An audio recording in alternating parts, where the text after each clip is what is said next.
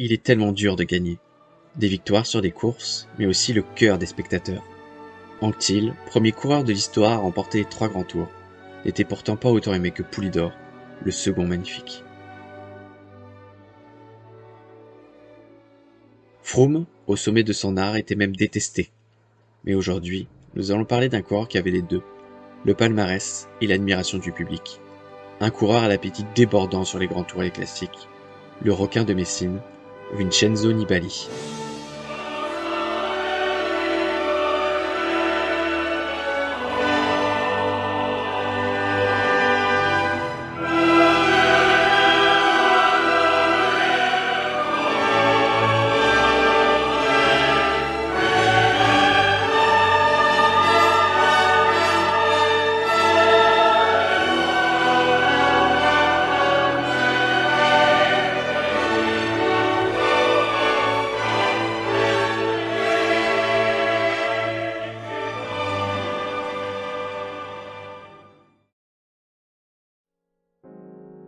Tout commence à Messine, sur l'île italienne de Sicile.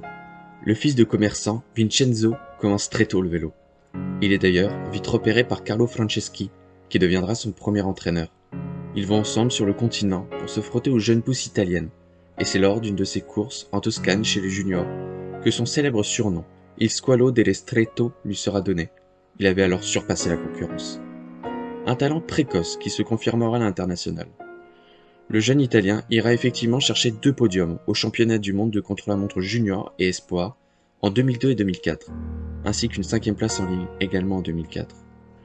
Le jeune Italien, fan absolu de Pantani et Taffi, passe professionnel l'année suivante, au sein de l'équipe Fassa Bortolo. Il y obtient quelques résultats probants, comme une 6e place sur Milan-Turin, ou encore une 2e place d'une étape de montagne du Tour de Suisse, derrière l'Américain Chris Horner. On devra en reparler de celui-là. Mais revenons à Nibali, dont la fin de sa première saison chez les pros sera marquée par la disparition de son équipe.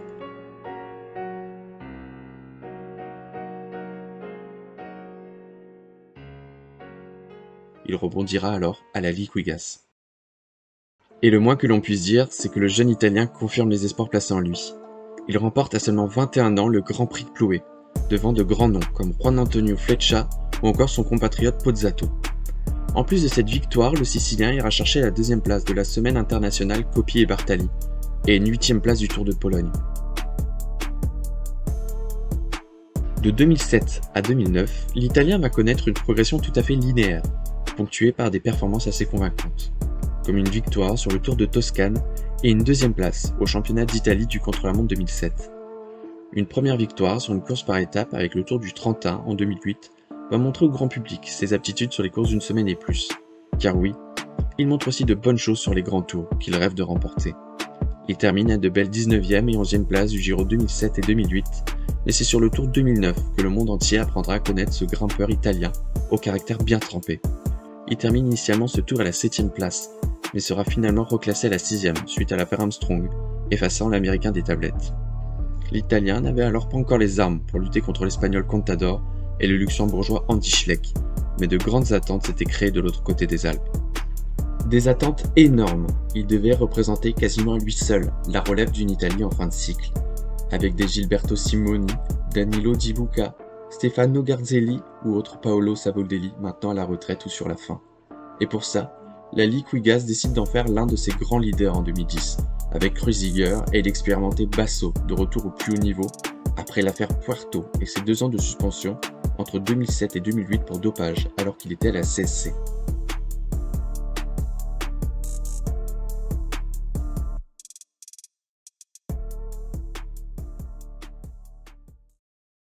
Et la formation italienne semble avoir bien fait de faire confiance aux Siciliens, qui remporte en fin tacticien le Tour de San Luis, où il sera également victorieux du contre-la-montre de la 4e étape. Il se présente en mars sur Tirreno Adriatico et il montre de belles choses et prend une encourageante 8e place. Mais Vincenzo, âgé maintenant de 25 ans, ne veut plus attendre. Il veut briller de 1000 feux sur son tour national. Les classiques ardennaises en guise de préparation finale à Valais. Le requin de Messine veut montrer qu'il peut parler au plus grand du peloton international sur 3 semaines. Mais pour la 93e édition du Giro, la concurrence s'annonce rude pour Nibali. Près d'une dizaine de coureurs peuvent postuler au podium, parmi lesquels on retrouve le dernier champion du monde et récent vainqueur de la Flèche Wallonne Cadel Evans, l'ancien lauréat de la Vuelta Vinokourov, ou bien encore son coéquipier et ancien vainqueur de ce même Giro en 2006, Ivan Basso. Et à l'image du Tour de France 2006, on aura le droit à un Giro totalement débridé, avec de nombreux mouvements de course et pas moins de 4 porteurs du Maglia Rosa sur les 4 premières étapes. Et ce 4e porteur du maillot rose n'est autre que Vincenzo Nibali, auteur d'un bon début de Giro et qui profite de la victoire de la Ligue Lugas sur le contre-la-montre par équipe pour endosser son premier maillot de leader sur un Grand Tour. Malheureusement, au terme d'une étape 7 marquée par la pluie, les chemins blancs menant à Montalcino seront fatals à Vincenzo, qui devra dire au revoir à son maillot rose. Nibali et Basso, les 2 leaders de la Ligue Lugas, perdront respectivement 1 minute 30 et 2 minutes sur Cadel Evans, vainqueur de l'étape, et Vinokourov, nouveau maillot rose.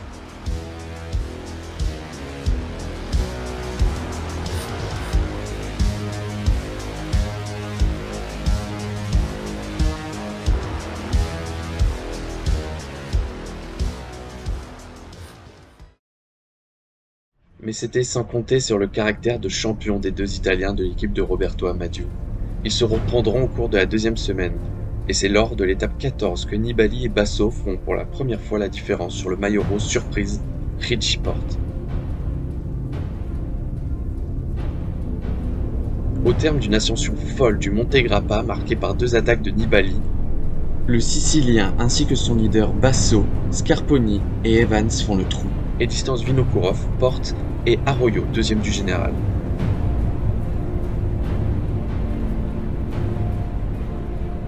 On découvre alors l'une des grandes qualités de Vincenzo Nibali, la descente.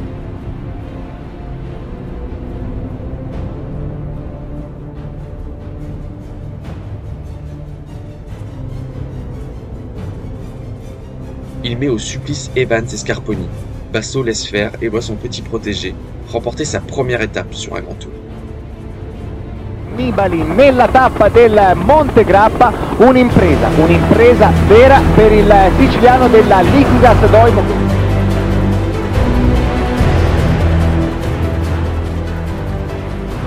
Au cours de la 3e semaine, Arroyo, nouveau maillot rose, verra son avance fondre sur Basso. Ce dernier, vainqueur au Montenzo Collan, arrachera le rose à 2 jours de la fin. Nibali, équipier modèle, terminera 3e, premier podium sur un Grand Tour. La pression ne l'a pas fait fléchir, l'Italien s'aguerrit et gagne un nouveau statut. On sait maintenant qu'il peut se battre avec les meilleurs.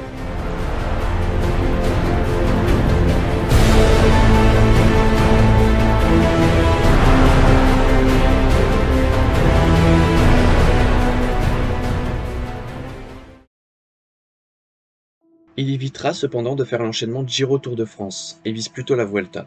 Cela ne l'empêchera pas à la mi-juin d'aller gagner un Tour de Slovénie en guise de course de reprise. Et même si de grands noms comme Contador ou Sanchez ne seront pas sur la Vuelta, la concurrence n'en reste pas moins relevée. Et les grands favoris des bookmakers sont Menchoff et les frères Schleck, qui ont tous fait un bon Tour de France en juillet. A noter la présence de 2 gros outsiders comme Mosquera et Igor Anton, ayant fait de la Vuelta leurs seuls grands objectifs de la saison.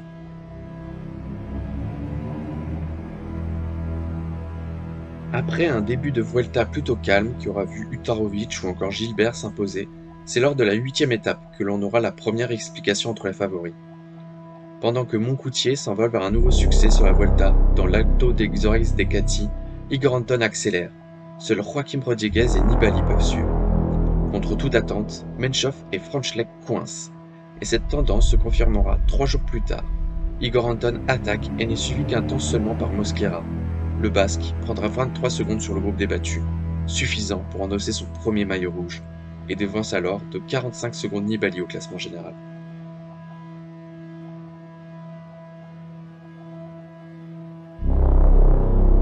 Malheureusement, Anton finira par chuter lors de la 14e étape et quittera la Vuelta.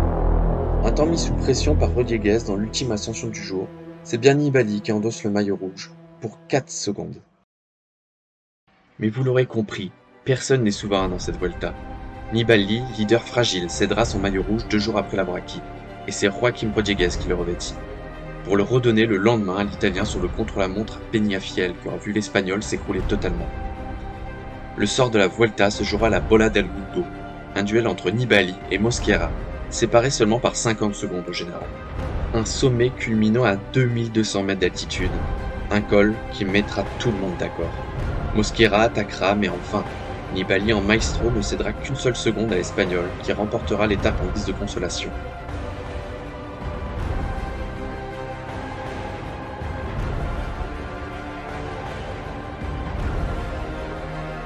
Car oui, Nibali vient là de gagner son premier grand tour.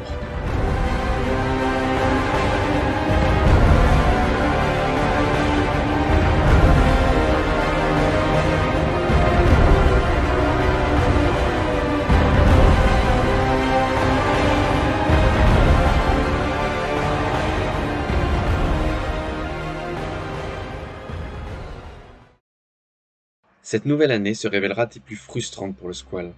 Des 8e places sur Milan-San Remo et Liège-Bastogne-Liège avant d'attaquer un nouveau Tour d'Italie sont les premiers signes d'une année qu'il ne réussira pas totalement. Un Giro où il remportera le contre-la-montre de la 16e étape, où il ne pourra à aucun moment rivaliser avec un Contador, finalement déclassé pour dopage, et avec le regretté Scarponi dans la forme de sa vie. C'est donc officiellement à la 2e place que termine Vincenzo Nibali, derrière son futur lieutenant et grand ami Michele. Après ça, Vincenzo paraîtra un ton dessous lors de la Vuelta en septembre, où il ne pourra faire mieux qu'une 7e place. Frustrante, c'est aussi le mot qui définit le mieux sa saison 2012. Mais cette fois-ci, le natif de Messine répond présent sur toutes les courses auxquelles il participe, avec notamment 2 podiums sur des monuments, une 3e place sur Milan-San Remo et une 2e place sur Liège-Bastogne-Liège, derrière un Maxime Iglitsky, en état de grâce. En juillet, il décrochera son premier podium sur le Tour. 3e derrière le duo intouchable de la Sky, Wiggins-Froome. Il rentre dans le cercle fermé des coureurs ayant goûté au podium des 3 grands tours. Mais une chose semble maintenant sûre, c'est que le public transalpin a bien fait de placer toutes ses attentes sur cet homme, car il n'est pas fait du même métal que les autres. Même s'il a eu de l'argent et du bronze ces dernières années, c'est bien en acier qu'est fait le Sicilien.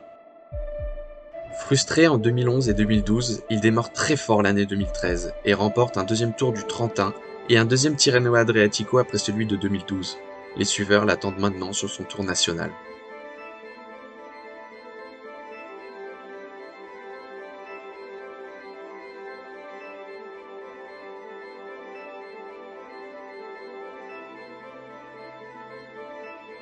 Un Giro qui l'écrasera dans des conditions hivernales, en démontrant encore une fois que c'est un coureur des plus complets.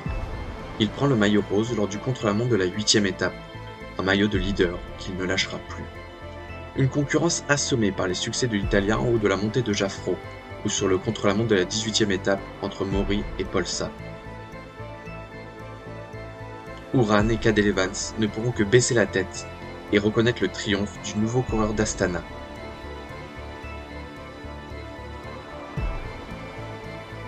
Un succès définitivement scellé en haut des Tre Cime di Lavaredo. Nibali assure ici sa première victoire sur le Giro. Lungo da Vincenzo Nibali, dai suoi tifosi, dagli appassionati di ciclismo, la maglia rosa nella bufera di neve all'attacco sulle Tre Cime di Lavaredo per andare a conquistare in maniera definitiva, a suggellare meglio, perché la conquista di fatto c'era già stata, la vittoria in questo Giro d'Italia.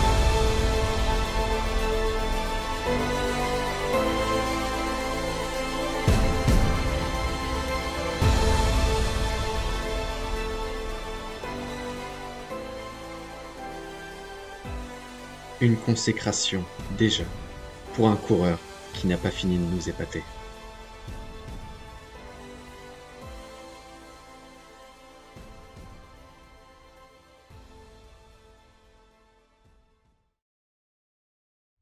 Après une préparation où il est monté en puissance sur le Tour de Pologne et celui de Burgos, Nibali aborde la Vuelta en grandissime favori, Froome et Contador ne faisant pas partie de la start list. Mais malgré des débuts rêvés qui auront vu l'équipe Astana remporter le contre-la-montre initial, Nibali va buter sur un os. Aussi impressionnant qu'inattendu, le lieutenant de première, Chris Horner, va se la jouer leader sur cette Vuelta. Lui, le coureur de 41 ans, remporte respectivement la 3e et 10e étape et fait le show en altitude. Il gagne à cette occasion son seul et unique grand tour.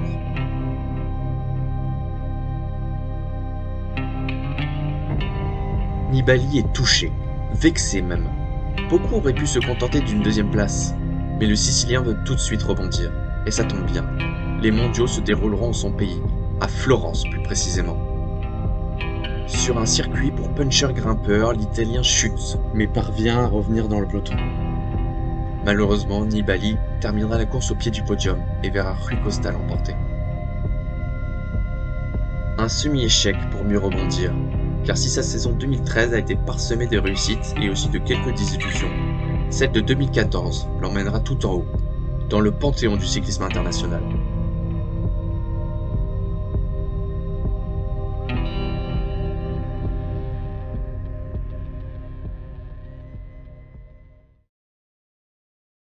Pourtant, tout ne fut pas rose. Certains tifosi furent déçus de son envie de n'axer sa saison que sur le Tour, laissant donc de côté le Giro. Sur le plan sportif, l'Italien a aussi eu du mal. En second plan, sur les courses exotiques de début de saison, comme le Tour de San Luis ou celui d'Oman, cette tendance se confirmera sur Paris-Nice, où il ne décroche qu'une 21e place. Il passe également à côté de ses Ardennaises, mais ça y est, Vincenzo, bougé par son directeur sportif Vinokourov et chahuté par la presse italienne, commence à aller mieux. Il termine 5e du Tour de Romandie et 7e du Dauphiné. Vient maintenant le championnat d'Italie, ultime course avant le Tour, et le moins que l'on puisse dire, c'est que l'on a retrouvé le bon Nibali. Secondé à la perfection par Scarponi, tout fraîchement arrivé dans l'équipe kazakh, Nibali attaque à un peu moins de 2 km de l'arrivée. Seul le jeune Formolo peut le suivre. Scatto di Vincenzo Nibali, questa volta non ce la fa Davide Formolo a tenere la sua ruota. Attenzione, è lì Davide Formolo, però Vincenzo Nibali prova a fare la differenza, cambia rapporto. È andato 5 metri e Formolo che cerca di resistere con Rabottini alla sua ruota. È partito lo squalo dello stretto. Un sprint à deux se présente, et c'est le plus expérimenté qui l'emporte. Nibali, eccolo qua, Formolo davanti, Nibali alle sue spalle, è partito lo sprint per la maglia tricolore. Nibali, Formolo, Nibali passa davanti, vediamo Formolo alla sua ruota, è davanti Vincenzo Nibali, campione italiano.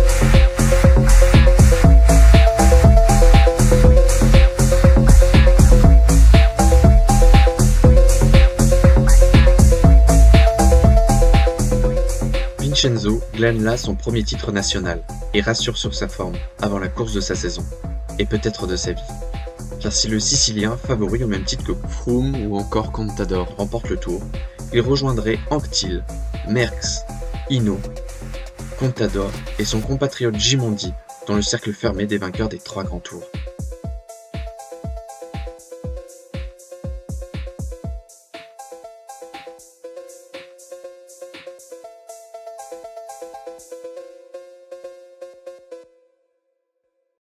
Une édition particulière qui démarre en terre britannique et qui proposera dès la 5e étape certains secteurs pavés de Paris-Roubaix.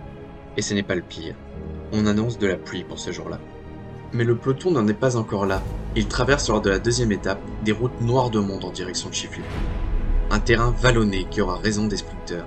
La victoire semble tendre les bras à des coureurs comme Katowski ou autres Van Avermaet, quand soudain, à 2 km de l'arrivée, Nibali, è andato, prova Nibali, grandissimo Vincenzo, dietro si voltano, Nibali da solo, lo scatto quando mancavano 1900 metri, dietro si sono voltati, si sono guardati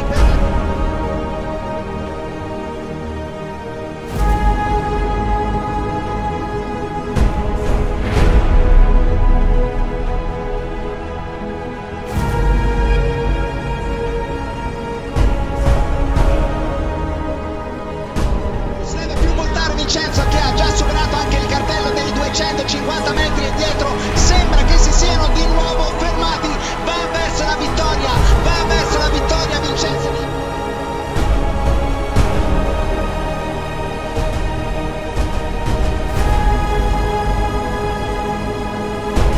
Vittoria Vincenzo Nibali verso il suo primo trionfo alla Tour de France con coraggio, con grande coraggio. Vincenzo, che grandissima vittoria la sua, Nibali al Tour de France, vince lui. sa première victoire sur le Tour et son premier maillot jaune. Maintenant les pavés entre Ypres et la porte du Hainaut. Une étape déjà décisive.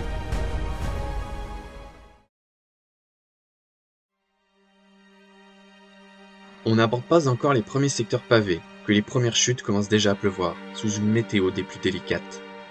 Arrivent alors sur nos écrans plusieurs maillots de l'équipe Sky. Froome est au sol, une fois, puis 2 fois. C'est fini.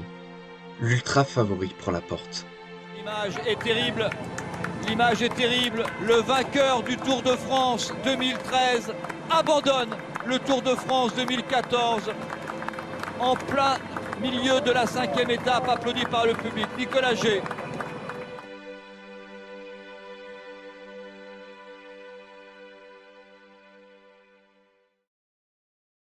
Le porteur du maillot jaune, lui, ne se pose pas de questions. Protégé par l'ancien vététiste Fuglsang, Nibali fait craquer 1 à 1 ses concurrents. Seul Lars Boom, finalement vainqueur d'étape, résiste aux 2 esthètes d'Astana. Un coup énorme au général. Le premier véritable rival de l'Italien, Jürgen van den Broek, est déjà à 1 minute 45. Contador perd lui plus de 3 minutes. 5 jours plus tard, la dernière étape vosgienne, arrivant à la planche des belles filles, sera marquée par 2 événements. Le premier, et pas des moindres, la grosse chute et l'abandon de Contador, seul coureur qui semble être en mesure de venir encore inquiéter le natif de Messine. Le deuxième est la victoire de Nibali, qui, comme vous l'aurez compris, est maintenant sans concurrence. Ce n'est pas un très bon Pinot ou un étonnant Perrault qui termineront sur le podium, qui viendront mettre des bâtons dans les roues italiens. Vainqueur finalement de 4 étapes, dont celle arrivant au sommet d'Otakam, où il est allé fondre et laisser sur place un Chris Horner bien moins fort qu'en septembre 2013. Ou c'est peut-être Nibali qui était simplement plus fort. Certains diront plus tard qu'avec Contador et Froome, Nibali n'aurait pas gagné, mais sa démonstration sur les pavés et sa force dans les montées auront gagné le respect de ses pairs et des suiveurs. Il rentre dans la légende, 3 grands tours de gagnés, et déjà une Vuelta, un Giro et un Tour.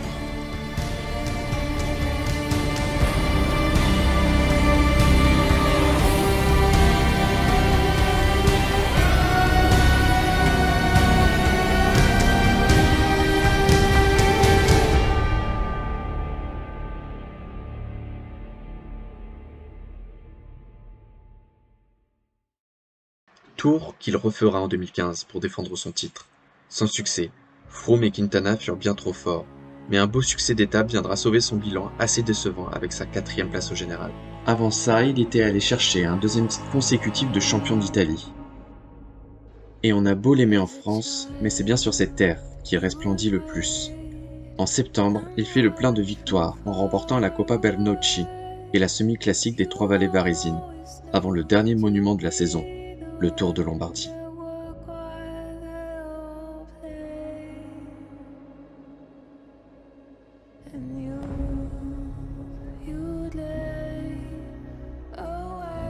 On aura le droit à une édition rythmée jusqu'à l'ultime ascension, le Civiglio. Nibali, grand favori, se fait discret. On sent un Pinot en pleine forme. Et ça se confirme lorsqu'à 1 km du sommet, Nibali attaque. Pinot est le seul à pouvoir le suivre. Des images que l'on reverra peut-être.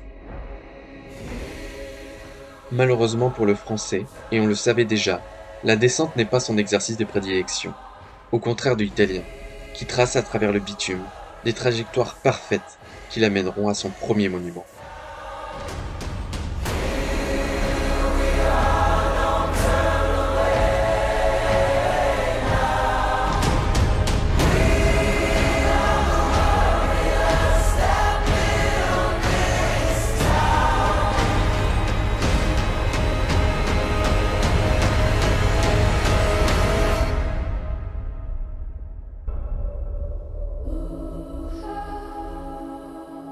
Pues ahí está el triunfo para Vincenzo Nibali, primero en completar los 245 kilómetros de esta edición 109 de Lombardía. Triunfo para un italiano que recupera...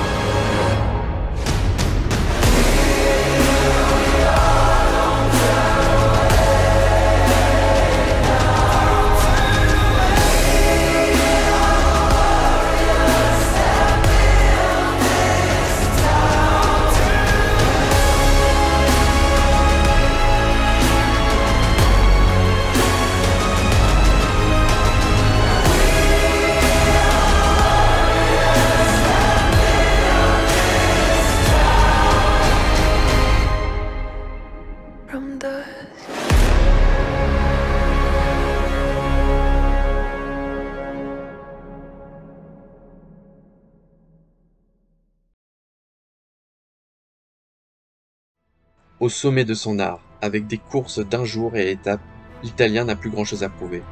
Pourtant, son début d'année 2016 montre qu'il en veut encore.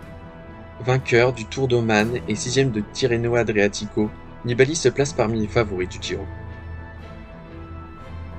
Cependant, tout ne se passera pas comme prévu. Ses concurrents sans complexe le bousculent. Et à la veille de l'étape 17, Nibali n'est que 4e à près de 5 minutes du leader surprise Steven Kruijswijk. Mais lors de la 19e étape, dans la descente du col Daniel, alors que Nibali semble avoir repris des couleurs, le leader au général percute un bloc de glace sur le bord de la route. Le maillot rose est à la dérive. Chavez, alors 2e au général, subit les assauts d'un Nibali retrouvé sur les pentes menant à Rizou. Le petit Colombien finit par céder. Vincenzo s'envole vers la victoire. D'étape seulement, car Esteban Chavez, 2e, garde 44 secondes d'avance sur l'Italien avant l'ultime étape de montagne du Giro. Et sur le dernier véritable col de la journée, Nibali part seul, remporter un Giro qui semblait inaccessible 5 jours auparavant.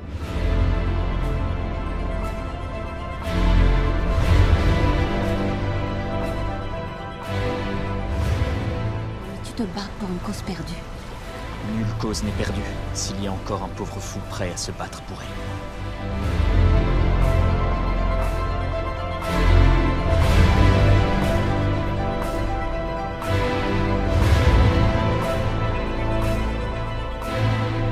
Je suis le maître de mon destin.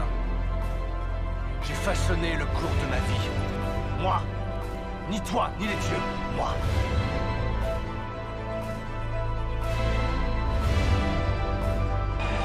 Bravissimo Vincenzo, davvero, nel crederci qualcuno gli consigliava di ritirarsi, pensa che lungimiranza. Vincenzo Nibali fa un grande finale di Giro d'Italia e ora decide tutto il cronometro, taglia il traguardo, 6:43, in ritardo dal vincitore Rein Taaramäe, ricordiamo 44 secondi.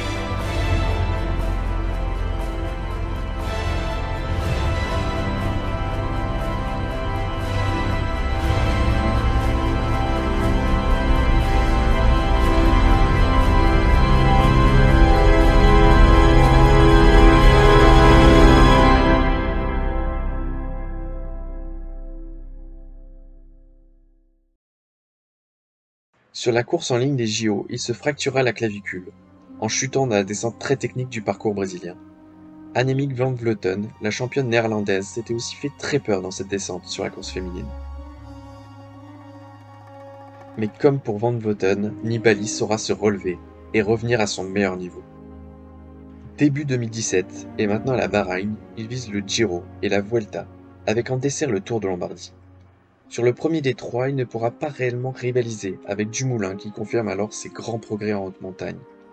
Il termine 3e en remportant la 16e étape au nez à la barbe de Mikel Landa. Sur la Vuelta, il remporte en puncher la 3e étape. Il titillera également longtemps Froome au général, mais il devra laisser filer le Britannique sur les pentes terribles de l'Angliru, où un Contador déchaîné, tirant ses ultimes cartouches, glane une dernière victoire avant de se retirer du peloton professionnel.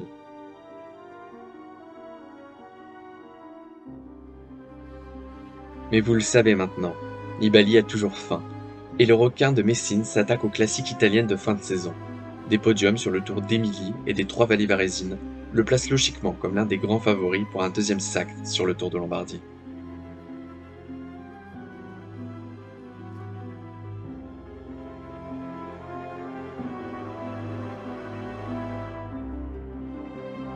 On pourrait presque dire copier-coller par rapport à celui de 2015. Un Pinot survolté dans le Civiglio, check. Un Nibali marqué par les autres coureurs mais faisant les efforts là où il faut, check.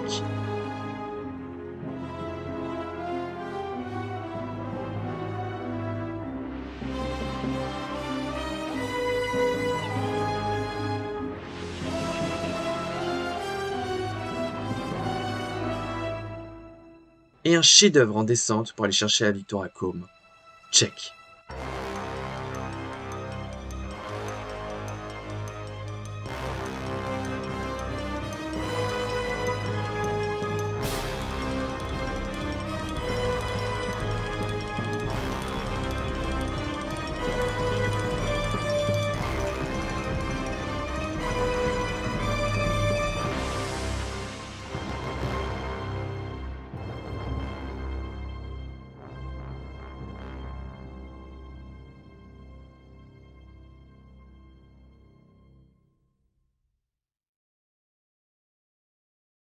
Nibali n'a pas usurpé son titre de meilleur descendeur du monde pour aller chercher son deuxième monument, ni pour aller chercher son troisième d'ailleurs.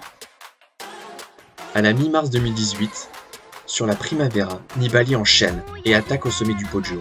Derrière, la Mitchelton emmène Caleb Ewan, mais l'Italien, auteur d'une descente supersonique, arrive seul dans l'ultime ligne droite. In this gothic underground city, we all sin. If I bring a couple rounds with me, then we all win. I came back and brought the crown with me. The king's can't break your nexus and your neck, cause everybody's on your head. Just like kick your butt, go run them up, then paint my nails. Never learned to raise my hand, was too busy raising hell. Everything I know I am, you should go and save yourself. Thought you had my number, huh? Congratulations, played yourself. Underground utopia, dynasties and dystopia. Fear is never an option, so dying is not a real phobia. I'm beating the odds, rising to every occasion. I never defeated the gods. Switch up the mind, nothing but jumping is coming up. Va Vincenzo Nibali per un arrivo solitario, sarebbe l'arrivo del sogno per coronare una carriera già comunque straordinaria. Il nostro numero uno Vincenzo Nibali, che adesso non deve voltarsi, non deve neanche guardare sotto, perché il gruppo si sta pericolosamente avvicinando a Nibali. 7 ore e 18 minuti. Nibali che mantiene un vantaggio ancora di una cinquantina di metri. Siamo agli ultimi 200 metri per Vincenzo Nibali. Dietro intanto hanno lanciato lo sprint per Elia Viviani, con Nibali che mantiene comunque un discreto margine di vantaggio. Non ti voltare Vincenzo, non ti voltare, perché dietro stanno per arrivare, adesso sì, ed è Italia, grande Italia, finalmente alla Sanremo. Invraisemblable, un grimpeur levant les bras à Sanremo, totalement dingue, mais bien réel. Le reste de la saison de l'Italien sera tronqué par une blessure sur le Tour de France. Le champion revient cependant pour le Tour de Lombardie, afin de clôturer son année de la plus belle des manières.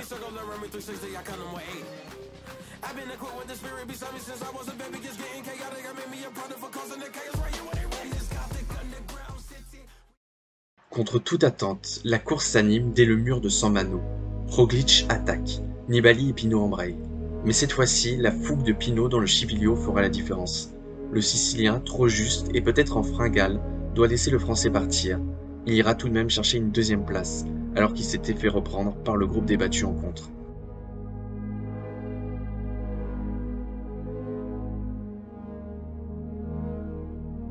À 34 ans maintenant, il aborde une nouvelle saison, et le Giro, où il est désigné comme l'homme pouvant battre Roglic, chose qu'il fera. Mais à trop vouloir calquer sa course sur celle du Slovène, Nibali oubliera un Carapace, déterminé à ramener un premier grand tour pour l'Équateur.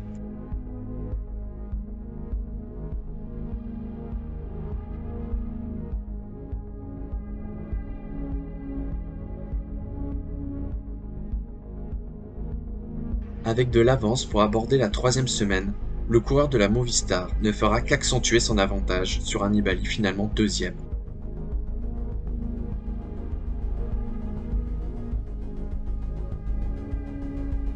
Malgré la fatigue évidente, il finit par s'aligner sur le Tour, où il ne fera rien, enfin rien, jusqu'à la veille des champs. Il attaque au pied de Val Thorens et résiste au peloton des favoris, où un Bernal en jaune assure sa première victoire sur un grand tour.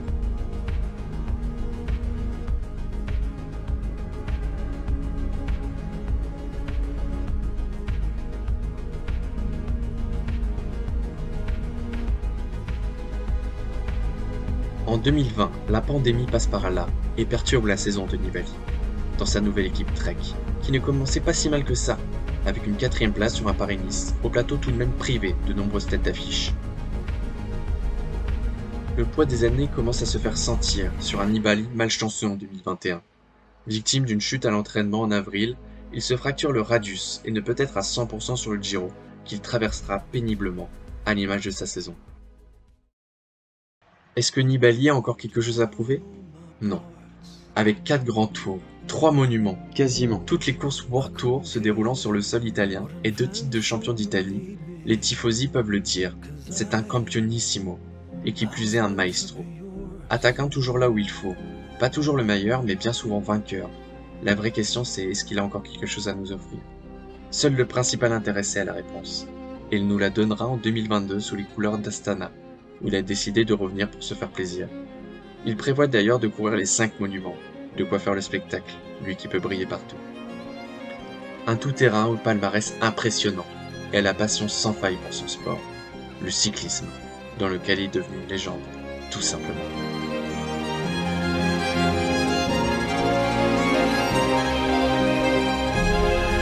Ahí está el triunfo para Vincenzo Nibali.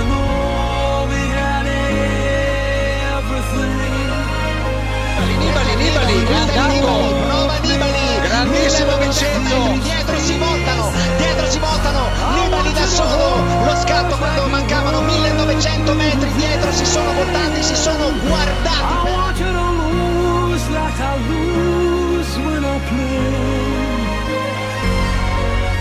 Nibali, eccolo qua, formalo davanti, Nibali alle sue spalle, è partito lo sprint per